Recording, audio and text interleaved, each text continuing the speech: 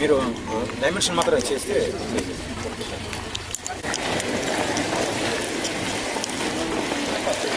అక్కడ దిగి రారు. వాళ్ళు ఎవ్రీ మినిట్ క్యాలిక్యులేట్ చేసుకుంటుంటారు. అందువల్ల ఖచ్చితంగా ఒక ఇంటర్నేషనల్ ఎయిర్పోర్ట్ కట్టాలనే ఉద్దేశంతో, అంతేకాకుండా హైదరాబాద్ నగరం అసలు ఒక వైబ్రేషన్ వచ్చిందంటే ఆ రోజు నేషనల్ గేమ్స్ కండక్ట్ చేశారు సీఎం గారు. నేషనల్ గేమ్స్ కండక్ట్ చేసినప్పుడు అనేక ఇన్ఫ్రాస్ట్రక్చర్ వచ్చింది. అందుకని ఒక స్పోర్ట్స్ సిటీ కూడా ఇక్కడ ఏర్పాటు చేయాలని యాక్చువల్గా ఆదేశించారు. అలా ఒక స్పోర్ట్స్ సిటీ, ఒక స్మార్ట్ ఇండస్ట్రీస్, ఒక ఎయిర్పోర్ట్ రావాలంటే మరికొంత ల్యాండ్ కావాలి. దానికి కావాల్సిన ల్యాండ్ అక్విజిషన్లు తీసుకోవచ్చు. మనకున్న చట్టాల ప్రకారం ల్యాండ్ అక్విజిషన్ అయితే రైతులు నష్టపోతారు.